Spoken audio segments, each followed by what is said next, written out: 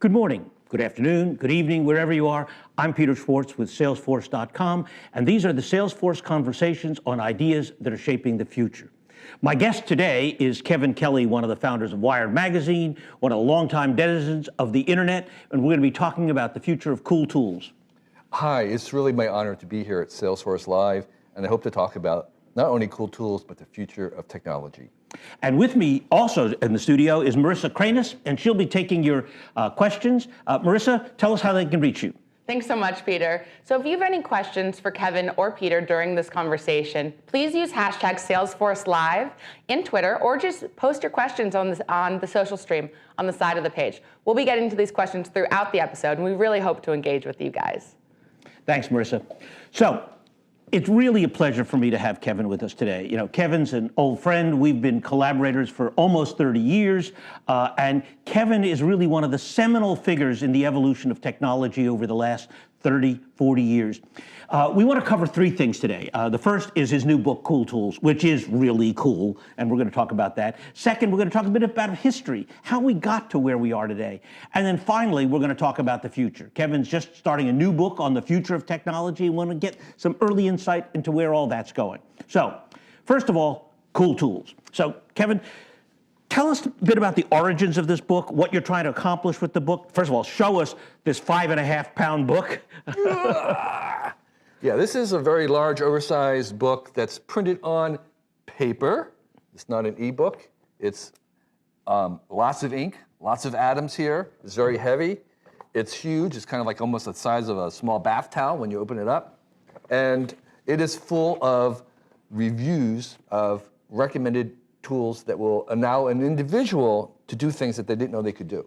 Well, so for example, last weekend, like a lot of people, I'm looking at new kinds of light bulbs, right? You know, so I went to page 155, I think it is. Yeah, I opened it right there on LED lighting, and I looked at what are the cool light bulbs in LED, because now there's a lot of choices, and I didn't know which were the best, and I found my LED bulbs. And of course, every one of these items has a QR code, and I could just flash my iPhone at it and order my LED bulbs. Right. That's one way we try to make this printed book more like the web, because all these reviews actually exist on the web, on the Cool Tools website, but paper has certain advantages that the web doesn't.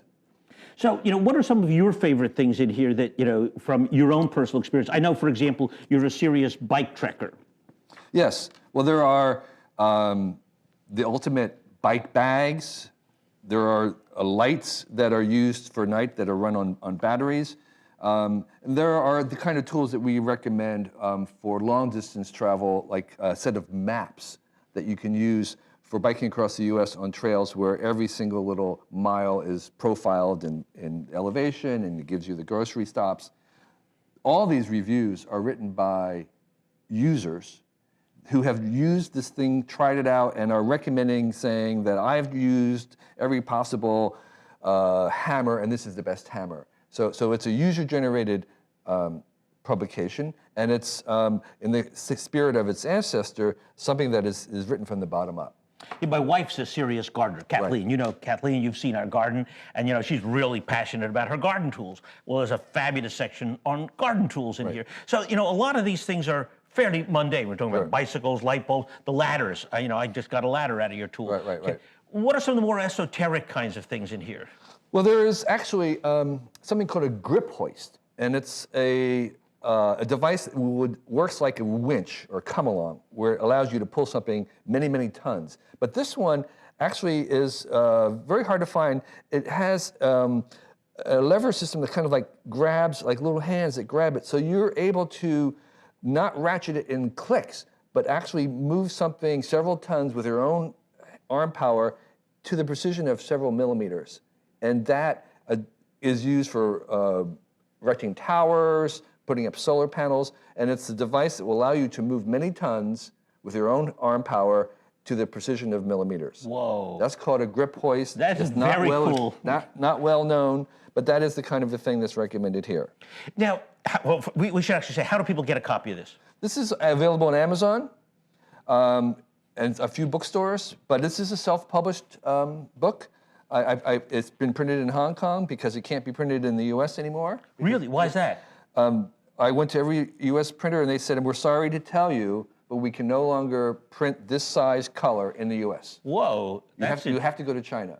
far out. So I had no idea. That's an interesting statement in and of itself. So we can talk about the fact that this book was self-published and all the means that I used and the tools that I used to publish it, because its ancestor, the Whole Earth Catalog, about the same size, required 30 people in 1 year to make, using layouts on waxed sheets that you cut and pasted literally. I remember seeing. In fact, sadly, Kevin, many of our viewers are much younger than you and me, and they may not know or remember what the Whole Earth Catalog is. Right. And it's an important part of the provenance of this book. So you ought to say a little bit about that and how that got to this. Right. So some people of a certain age will pick this up and will say, oh my gosh, it's the Whole Earth Catalog in color. And that's exactly what it is.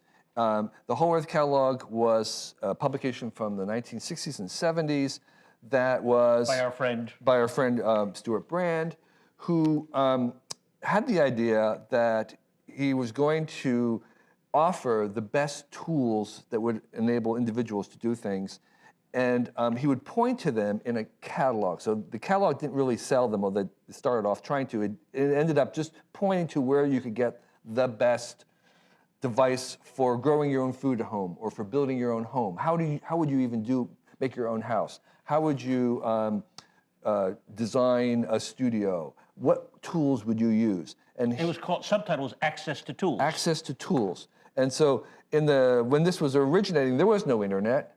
There were no Borders bookstores. It was very difficult to find this kind of information. And the Whole Earth Catalog brought all those together and gave anybody who purchased it an access to all these tools. And it was printed on newsprint. It was really cheaply made. It was kind of a mail order catalog. You subscribed to it. There was no advertising. And it was very effective. And if you read it now, those old catalogs, you will recognize the tone of what was being said, because it was blogs. It was enthusiast amateurs writing about what they loved. It was the same voice. And so the Whole Earth Catalog got bigger and bigger until it got this big. There was a last Whole Earth Catalog this size, and then there was one after the last one that was even bigger. And then it died. Well, it had won the National Book Award. It sold literally 6 million copies. I mean, that's, for any book, that's unbelievable. But it died in the early 90s when the web came along. You didn't need it anymore. Because the Whole Earth Catalog was the web on newsprint. That's a great way to think about it. It was sort of the web before there was a web. Yeah. Right. So when the web came along, it did 95% of what the Whole Earth Catalog did, which was this sort of facilitating recommendations of people who knew about something that they loved and were passionate and expert about, and sharing it with their friends. Well, and Stuart had gotten early on into computer technology and actually wrote about the personal computer in 1974 before it even existed. Right. And this was very much in the spirit of that, I think. Exactly. So the web was, in some senses, the fulfillment of the original Whole Earth Catalog ideas. And it did 95% of what the original Whole Earth Catalogs did. But there was 5% that it didn't do. 5%, and that's what I try to recapture in this book. And what was that 5%?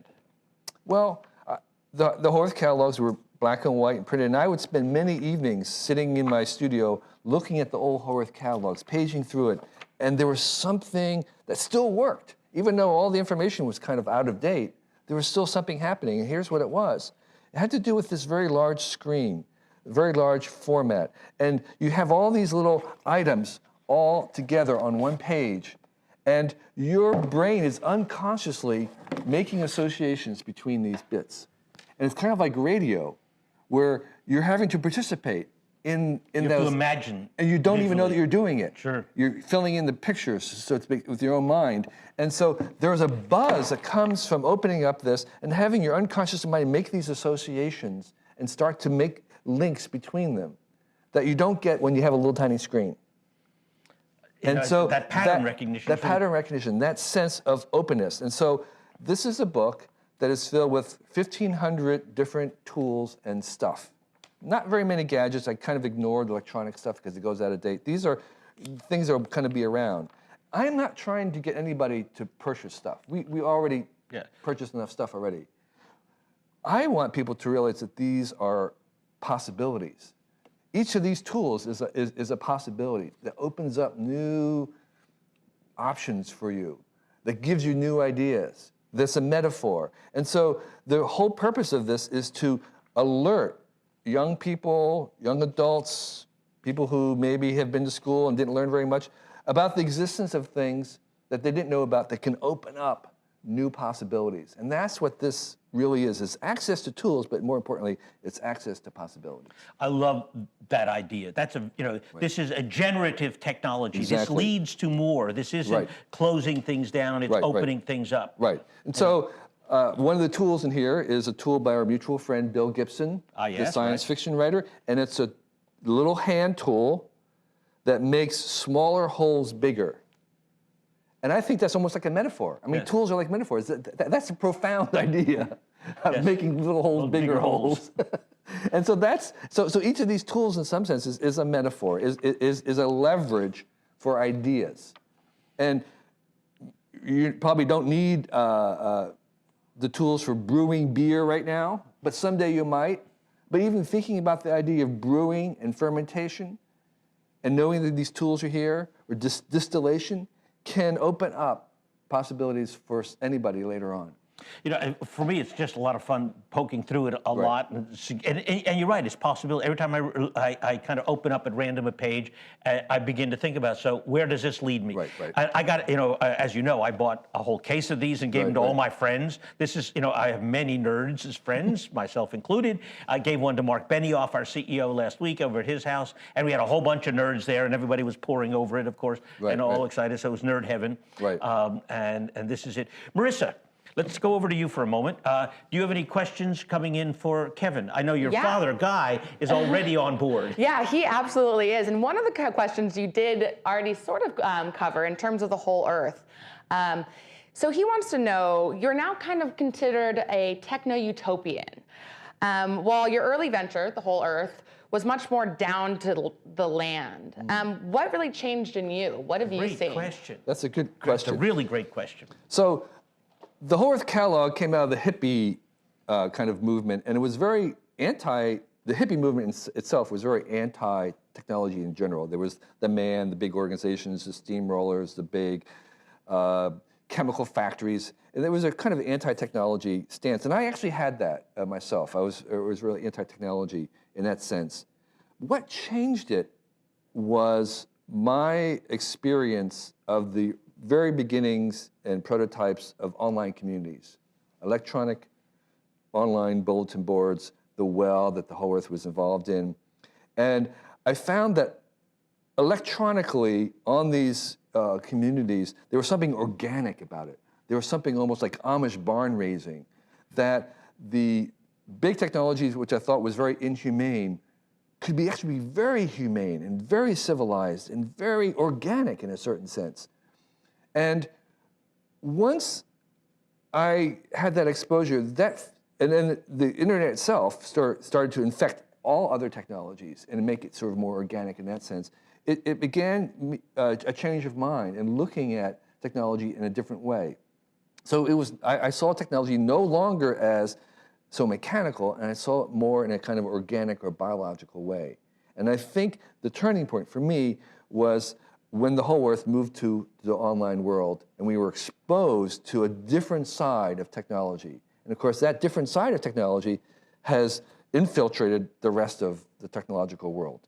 And so I think computers as standalone devices were kind of boring, not very interesting, but when you married the computer to the telephone and you had telecommunications, communications is so fundamental to our society that you weren't just messing with another technology. It was the core essence of our culture, and we were amplifying and changing that. And I think that's what changed my mind about technology. Well, it was very interesting. We have a mutual friend, Esther Dyson. Right. And she used to run a conference called Personal Computing, which then morphed into personal communication later on, because she had the same epiphany. In fact, it's a good moment to actually do a little history. So, you were right there at the beginning of what was called the well, which is really one of the origins of what we now think of as the kind of online world. You ought to tell people a little bit about that. Right. So, in the early 80s, there were some new tools being invented, which were prototype experimental online conferences where you would dial up and you could interact and type to each other. One of those was called the EIES network, that's EIES, which was run out of the New Jersey Institute of Technology. And it was an experimental place, and they were trying to investigate what life would be like if you could just meet virtually. Another mutual friend of ours, Larry Brilliant, who was a doctor in India eradicating smallpox, and starting to do more general medical work in India with far-flung doctors around the world, wanted a way to communicate with people around the world cheaply. And he was involved in telecommunications and came to Whole Earth with a proposal to fund the creation of an online system for Whole Earth and its readers. And we called it the WELL. And what did the WELL stand for? The WELL stood for Whole Earth Electronic Link. A really bad name. Really. But we got well.com. And originally, it was like all the other online places in the 80s, CompuServe, AOL, they were closed systems. You could only email to someone else on your system. If you had an AOL account, you could only email to someone else with an AOL account. And the same thing with the WELL. So you were on the WELL, and you could communicate with other people on the WELL. And what the WELL did was we opened it up to journalists and writers and organic farmers and teachers. Deadheads. And we say, come talk about what you want to talk about. Anybody could start a conference. And it became a coffee house, an online salon. That's a very important idea. Right.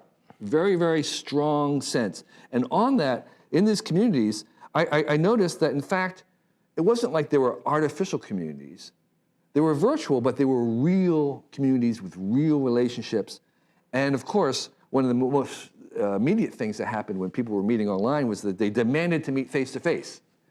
Well, meetups. And we knew from the very beginning that this was not a substitute for personal face-to-face communication, but was something that would actually encourage people to meet face-to-face more often. And that was one of the kind of key lessons that we kept learning from having these virtual communities. But in that virtual community, it got bigger and bigger, and eventually there was this other thing called the internet, the network of networks, which was the whole purpose of the internet, of course, was you take all these isolated networks and you made a meta-network of internet work of all these networks, the network of networks. I think people didn't get that. No, that was very slow in coming. And I think my one role at the WELL, or the one good thing I did, was to try and force us, the WELL, to become part of this internet. But there was actually a logistical hurdle, which was the internet was run by the NSF, National Science Foundation, and it was chartered to be non-commercial. And they were not going to allow us a public access point to go onto the internet because we could not guarantee that there wouldn't be commercial activity on the internet. Wouldn't want to have commerce on the internet. Exactly right. So it was a long hurdle, a long thing, and all the technical guys who were working on the WELL, they were part of this brotherhood who was trying to protect the internet. Well, in fact, I think an old friend was a guy named Bob Luckey. I mentioned this story to you. Who was then the chief scientist of AT&T. Right. And in 1988, as they had been in 1978, AT&T was offered the internet to run it by NSF. So we don't want to run it anymore. And Luckey said, assessed it and came back and said, no, I don't think we want it. There's really no commercial potential here in the internet. We can't see why this would be of any value to commerce. Right. So luckily, nobody paid attention, and they let it alone, and it became this huge commonwealth, this huge tool for the use of everybody. We actually figured out some wording, and people on the WELL actually had a little signed agreement that they weren't going to use it for commercial purposes, and therefore they could get the internet. And so the WELL became the first public access to the internet. For $8 a month, you could get your account, and you could get an account that had internet, the full domain pathway, and you could actually send email to anybody else on the internet at that time. And by the way, there were very few of us, and so we had the usual fax effects where you became an evangelist. You should get email. Right. Why? Because it's going to make my email account more valuable. Exactly. I want someone to email to. Well, when we started Global Business Network, we were on the well. That's where it began, because we didn't really have yet the scale of the internet. Okay, Marissa, anything else coming in? We absolutely do have some more questions. In the different direction than the history of the internet, more looking forward. Futurist Ray Kurzweil says that within 15 years, he'll be downloading pieces of his brain, including his consciousness, to computer hardware. Can this happen? Does this make him immortal? What do you guys think about that? Well, what do you think? Yeah, so I'm a big fan of Ray Kurzweil, who's now working at Google trying to make AI. And Ray has been involved in doing optical character recognition and speech recognition. So he has some ideas about AI that works.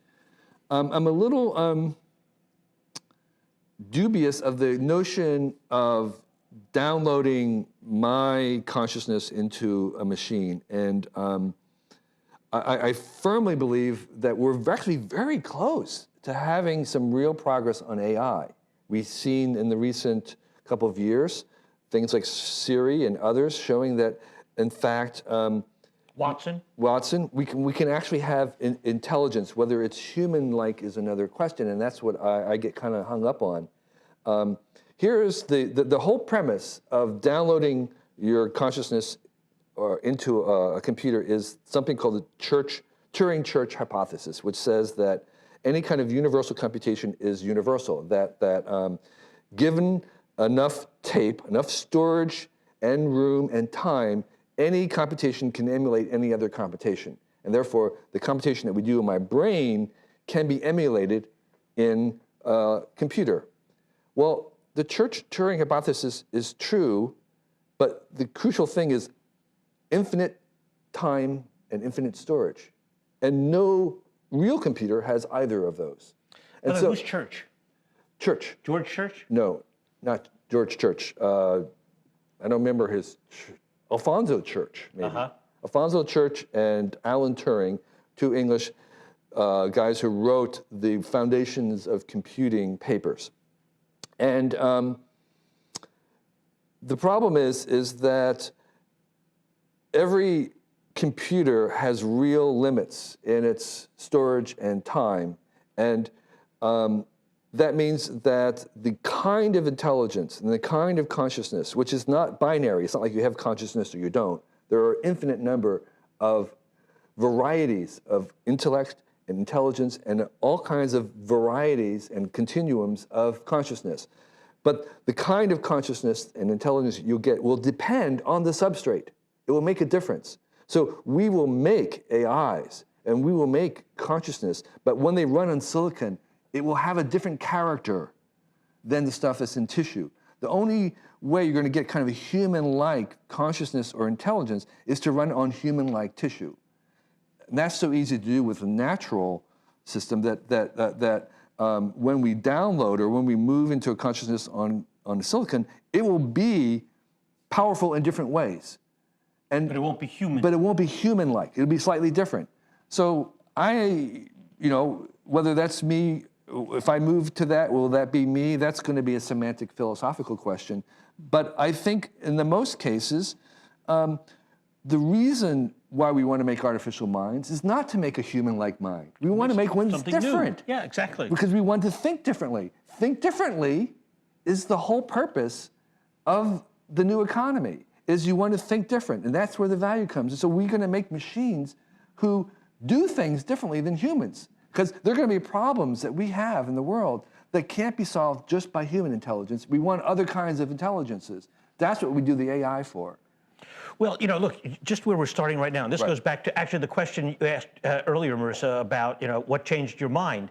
I think that what we're seeing here is, first of all, in things like Watson, the beginning of what amount to personal assistants, smart really aids to human beings. You know, extending our own intelligence with really much greater access. You have Watson with Siri, and suddenly you know everybody's got a really smart brain on their shoulder. Right. It's already the case that our brains are bigger because of the internet. We can look up stuff. Sure. But if they're there informing us all the time, making us that much smarter, that much more capable, I think that's the first step in that direction. And I might say, I think that's what we're doing in Salesforce. Yes. We're empowering the individual. We're enabling people to access tools in ways that they never have before. And I think that's a very powerful step in that direction. But then we both saw the film Her. Right. Which is a wonderful film about the singularity, about the idea of AI that Kurzweil came up with, a very gentle view. This is not the Terminator view, right? And I found the most interesting thing about the movie, which won the Academy Award for Best Original Screenplay, and I thought that was really clever of them to do that, was to essentially recognize that this was a film about the evolution of the computer, not about a guy falling in love with his operating system. That happens to be how how the computer learns about human emotion, about human feeling. And I thought there were two amazing moments in the film when they bring back Alan Watts. They recreate this spiritual leader. Again, it's robots as spirit, and I want to come back to that. And then when essentially he discovers, oh, well, she has a relationship with 6,457 other people, and she's talking to 357 of them at that moment. And he realizes, oh, this is much bigger than me that's happening here. And it was a remarkable moment, I think. It was a very profound film. I was surprised because I think it got the subtleties and nuances of a AI assistant really, really down. I think very plausible too in the progression of the way people kind of begin to fall in love, so to speak, with their technologies. And we've been falling in love with our technologies for a long time. Ask any Chevy car owner, Guys. the Mustang. They love these things, and so then we love our pets too. We don't have to just love people. So we will fall in love with our AIs for sure. And I think the movie gave a very plausible way in which that could happen. And I think what's interesting is that we are making that, as you say, you know, Google and many others are working on an AI that would be always near us and trying to anticipate what we need and what we want and answering any questions and being our friend, so to speak. And I think this is going to be a real thing, and we're going to have to confront some of these personal issues that the film raised, which is, you know, can you become too dependent on it? Can you, is it okay to love a virtual being? And I think it's real love, it's not fake love. And I think these things are what we can look forward to as the technology gets bigger. Well, let's go that direction. You have two new books you have a nonfiction book on the future of technology in progress, and you have a graphic novel on the future of technology in progress. You know, and we were talking before the show about Battlestar Galactica, another vision of the future where all of these things intersect, robots and all that. There's a big idea lurking in here. Kevin, what is it you're seeing? Right, so this in some ways kind of refers to the question about the downloading consciousness. So the big idea is that we are equipping the things that we make. We are gods, and we're making another level of existence and beings, which are robots, and we are giving them intelligences, and we eventually will give them some kind of consciousness. And I think it's inevitable that at some point, one of these AIs, one of these creations, will tell us, surprise us, and say, I'm a child of God. I'm a child of God. What does that mean?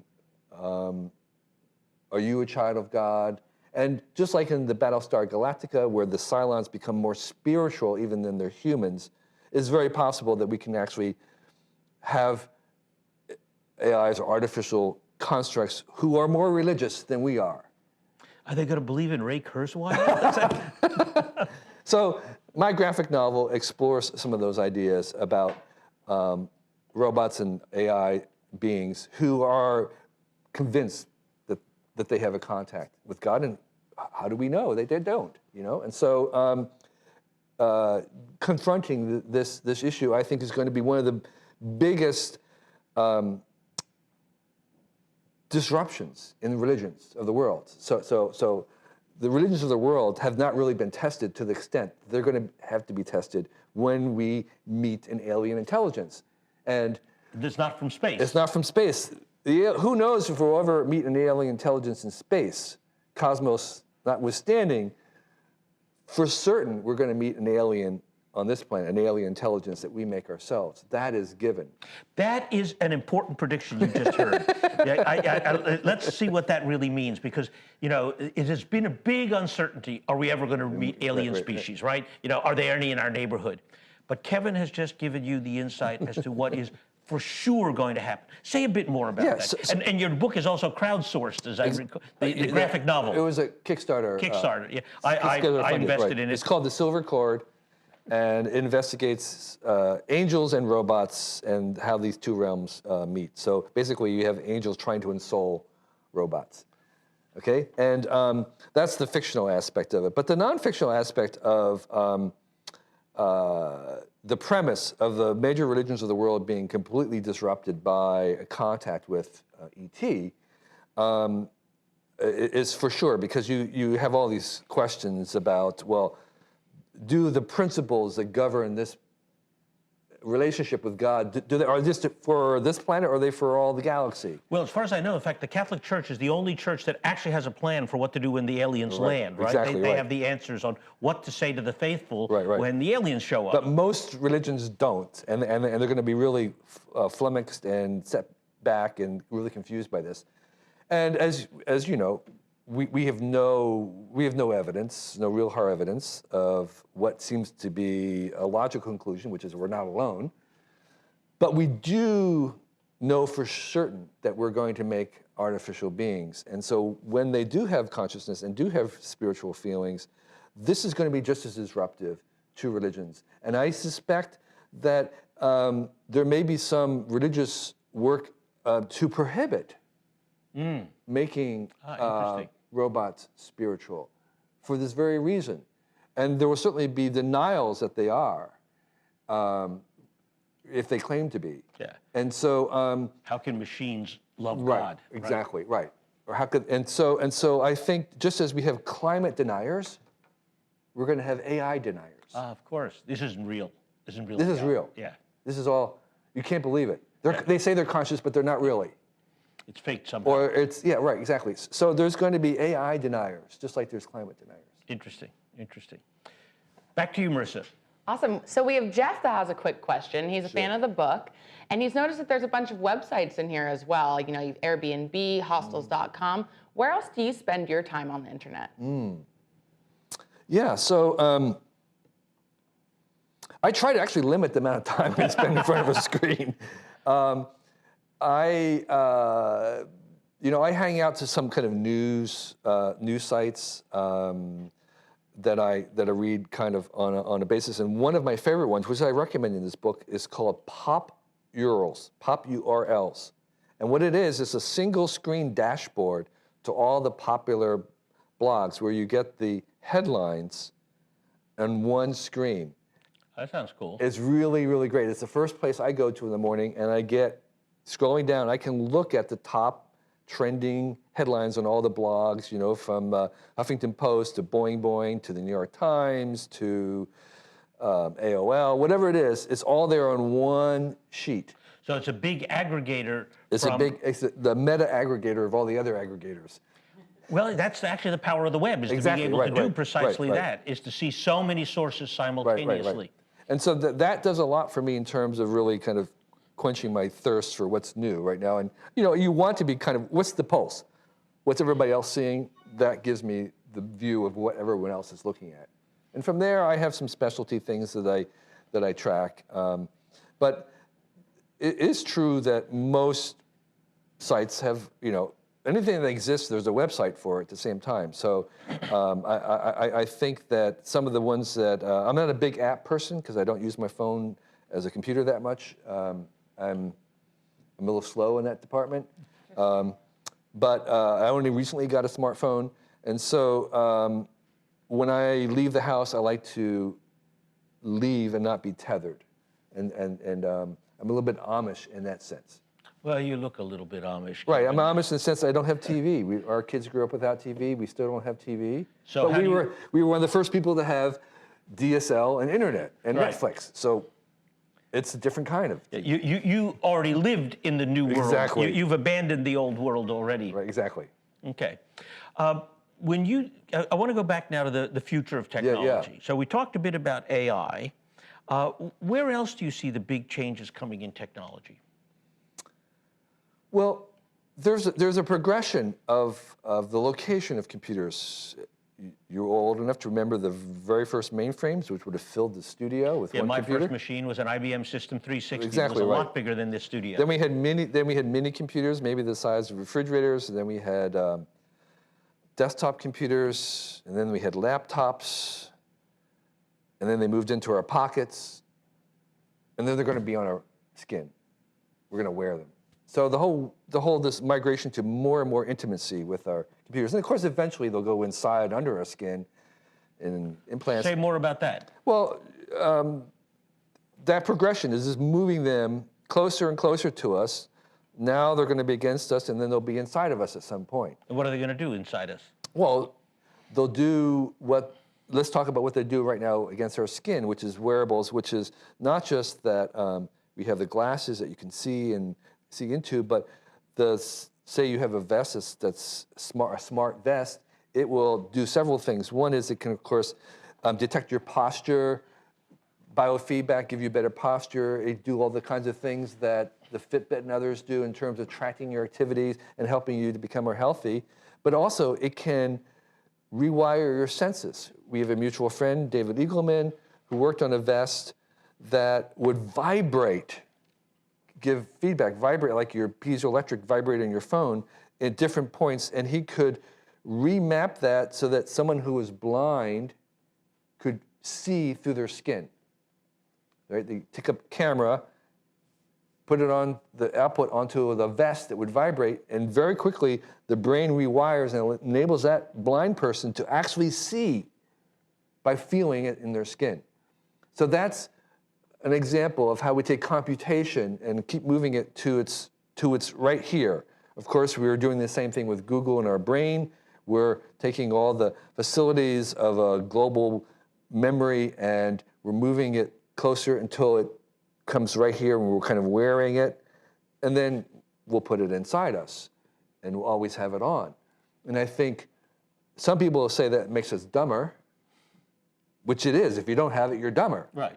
But as long as you have it, you're a lot smarter. Absolutely. Absolutely. You're a lot smarter. Just as we're a lot smarter because we've invented books and writing. When you learn how to read and write, you change your brain permanently. You permanently change how you think.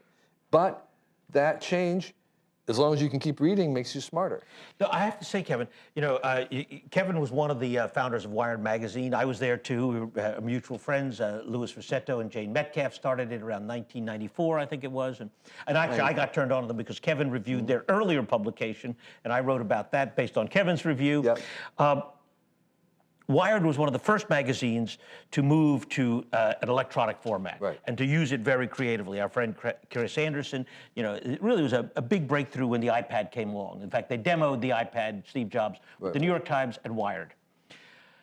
I cannot read the print version anymore. I only read the electronic version because I keep hitting the page and nothing happens. Exactly. I go like this and nothing happens on the page. I push that button and nothing happens. The pages are static. Right. Why am I going to read print anymore when I can read it electronically? Right, exactly. So there's many, many virtues of that interactivity, which we come to expect, and all the other functions that electronic memory will give you. That search, which you can't do in the library, and instant access or comparative hyperlinking, all these things. By the way, I think the hypertext link is one of the greatest inventions of our time. I agree. And it's widely unappreciated how important the hypertext link is. Was that Ted Nelson? That was probably Ted Nelson. Yeah, I don't know anybody before that. 1963, the idea of hyperlinking. Of course, we've had footnotes and other things. But it ain't the same. It ain't the same. And I think the link and the tag are the fundamental inventions that made the web possible. Marissa, back to you. So we have another Kevin coming in with a question. It's the name of the day. Right. And he wants to know a little bit more about your species classification project. Sure. So the origins of this campaign is called the All Species Inventory. And it actually had a very interesting beginning, which was at a dinner hosted by a mutual friend of ours called the Billionaire Dinner. And there was a bunch of billionaires around. And one of the billionaires was complaining about how hard it was to give away $1 billion. Because the infrastructure that you need... Yeah, we can help with that, can't we, Marissa? Yes. Yeah. Well, it turns out that the infrastructure that you need to give away the money will consume most of the money, right? I mean, just to make sure you're doing it responsibly, to make sure it gets to the right people, to decide what to give it to. You grow these foundations, and he was observing that these foundations often kind of over time become larger and larger and will consume more and more of the resources. So I suggested to him that there was an idea of what I would do with $1 billion, which is I would give it to the parataxonomists, the barefoot indigenous people of the world, and have them catalog all the species on this planet. Because it turns out that we've only cataloged 5%. We only know 5% of all the species that are alive on this planet. And that's like trying to do chemistry knowing only 5% of the elements. It's like, how are you going to understand ecosystems, ecology, the natural system, the resources that we have, if we only know about 5% of them? We need to figure out what's on this planet. And by the way, if we sent a probe to another planet like Mars and we discovered real life on that planet, the first thing we would do would be a global, system-wide, planetary-wide survey. We haven't done that on our own home planet. So I'm saying, let's do a systematic survey of all the life on this planet for $1 billion. And out of that would come all kinds of incredible new things. The genes that were discovered, the biomimicry possibilities would just be astounding, would pay for itself. Well, some of that has already begun to happen. I mean, Craig Venter, our friend, began to do that in the oceans with bacteria and so on, with all the microorganisms of the ocean. And so since that time, this was 10 or 15 years ago, since that time there have been, I believe that we were helpful in beginning that conversation, and also what came out of that was the Encyclopedia of Life. E.O. Wilson's idea and mine of trying to make at least a catalog of all the things that exist. Those 5% didn't even exist in one place. Let's make a catalog of everything that exists and make a uniform access to it and put it on a web. So right now, that's what we have, is we at least know what's here right now. And Craig Venters and others are trying to collect them in a kind of a more industry scale survey of cataloging all the living organisms and microorganisms in the ocean. Well, you know, and that was one of the early kind of seeds of another project that a mutual friend of ours has, Revive and Restore, of basically restoring extinct species. It was covered in last Sunday's New York Times Magazine cover story on Here Come the Mammoths. Stuart Brand, both Kevin and I are involved in something called the Long Now Foundation, trying to create long-term thinking and long-term projects. What do you think of Revive and Restore? So I think the Revive and Restore is the idea is Jurassic Park, is you take ancient DNA samples from the bones of, say, a mammoth or bird bones, and you resurrect a species, more than one. You actually resurrect a population of them from this ancient DNA. And I think the idea of using DNA as a conservation tool is very profound. It's not just resurrecting them. It's also what we're discovering is you can maybe genetically modify endangered species to try to help them survive.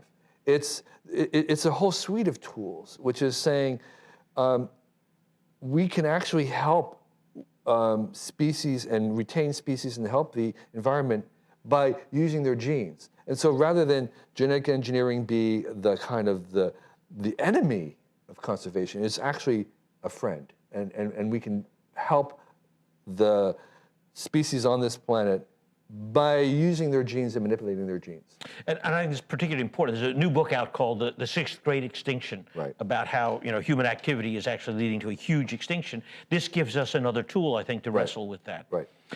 Marissa, questions? So we have some questions about the do-it-yourself ethic. Good. And question. you mentioned earlier that your graphic novel was put together, you use Kickstarter. Can you speak a little bit more about the internet and how that's affecting do-it-yourself? Well, this is all part of the maker movement and so Sure. on. So, tell us about, how you see it fitting into that context. Yeah, so people become very good at manipulating bits and electrons, and we have a whole culture where people basically are sitting in front of a computer and you can't tell what people do because they all have the same workspace, which is a chair and a screen. And they could be doing finance, they could be doing art, they could be doing research. And at the same time, we live in the real world, and most of the technology in this room, in our lives, is old, made of materials and atoms, which are much harder to kind of manipulate. But we're discovering that we have a whole set of new tools that will allow us to manipulate matter with a degree that we can manipulate bits, and it's because we're putting those bits into matter. And so we have 3D printing, which will allow us to take a digital file and print it out in a copy of one. We have all kinds of other tools, new materials that allow us to make things with a precision of bits. And we have increasingly more computation to make all these things happen. So in addition to all that, a lot of these tools are becoming more consumer friendly. And again, we use computation to make the interface to this, so almost anybody can do it rather than just an engineer. All these things contribute to this new movement called maker movement, where individuals with very little resources are able to make things, to rapidly prototype things, to try things out in a kind of iterative way and learn a lot, as good as and as much as a professional. So we have this sort of new breed of enthusiast amateurs who are making things which have been made by amateurs for a long time, but now to a new degree of speed and precision and depth.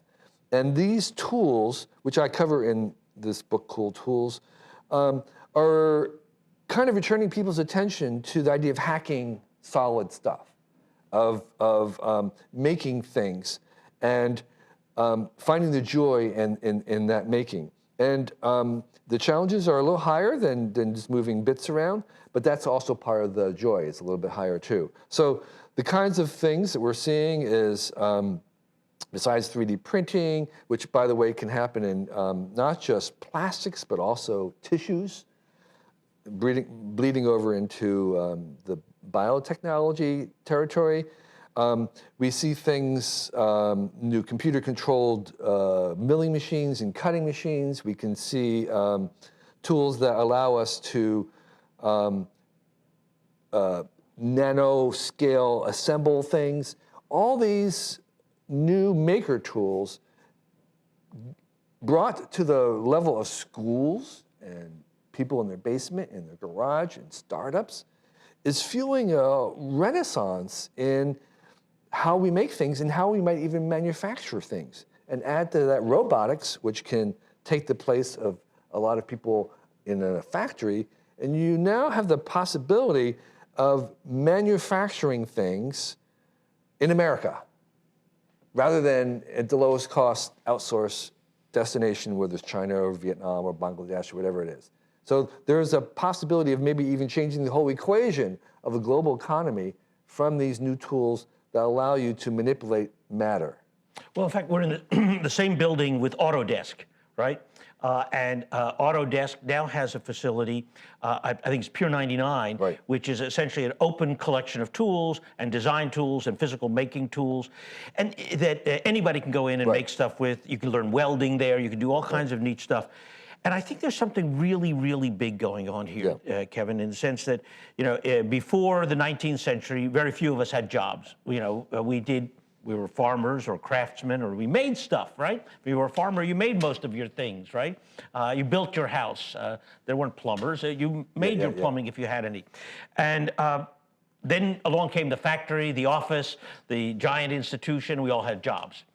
Now, again, in the world of manufacturing and making stuff, we may be moving back toward that world of the craft skills and people actually collaborating and building stuff from the bottom up in completely new ways. I love Wiki Speed, which is automotive manufacturing one-off by individual designers and manufacturers and so on, making custom cars. Right. You know, if anything was the paradigm of the industrial age, it was the Henry Ford factory. And it may be the breakdown of that in Wiki Speed that is a kind of the paradigm of the new model.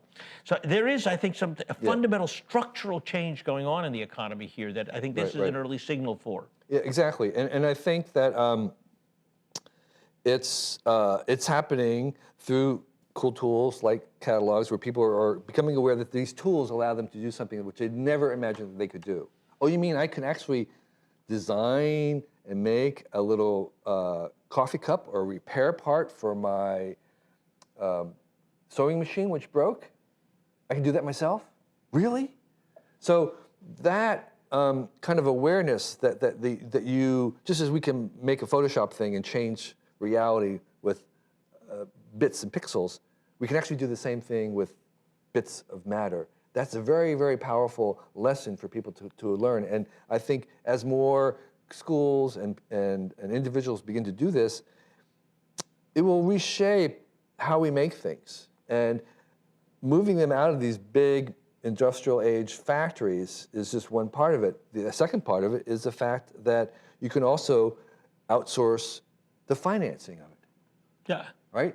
Which is always the big part of it. So we have things like Kickstarter, which is basically saying that there's several aspects of it. One is it's decentralized, outsourced to little small purchases, but there's also pre-purchase. And a lot of what Kickstarter is you're pre-purchasing something, so the pre-purchases fund the development. But there's another step which is happening right now, which is that Kickstarter will only fund projects, not ongoing entities. But what if you could outsource, decentralize, kickstart equity in a company? And so we had a law change, the jobs law of a year ago, which is now paving the way to allow individuals to put up $25 as part of a purchase of a share. Mini VC. Right, mini VC, and you're going to make something, and I'm going to actually own part of that enterprise. And now suddenly there's a lower hurdle for investing into, for fans to invest into something that they believe should exist. And I think that is another step in lowering the barriers for making things. We have time, I think, maybe for one last question from Marissa. Great. We do have one last question. Steve thinks the book is gorgeous, and something we've discussed before. Aesthetics are so important when viewing something on the internet or physically. How did you come up with the aesthetic for this book? Yeah, so this was a book that I designed, and I had help in the laying out of it using a tool that I recommend, which is called Elance. Elance. Elance. Elance is 1 million freelancers around the world, and there's a system with escrow and bidding where you can make very specific little tasks and have the best professionals in the world bid on it and do it very fast. And if you employ parallel numbers of them, you can get speed out of this, which is what we did with this book. So rather than just hire one, you hire 10 of them and you work in parallel. So this was even crowdsourced graphically? This was crowdsourced graphically, and the proofing was done the same way, and the cover design. You can have also crowdsourced the cover design. So these are some of the resources why I could take 2 people to make something that the Whole Earth catalog took 30 people a year to make because of these new tools and the crowdsourcing of this. So I think that the design, the aesthetic is still something that I came up with and I worked on. And I think my operating system was simply utilitarian. Does it increase the usability? Is it clear? I'm a clarity fanatic. Is it clear? Is it obvious? Does it communicate what I want? I'm kind of like Picasso. It's like, I don't care what it looks like. I'm looking for clarity and truth. And I think if it had success, that's what the motive was trying to make this as clear as possible, as usable as possible, as usable as a mail order catalog. And then, much to my surprise, everyone says, oh, it's a coffee table book.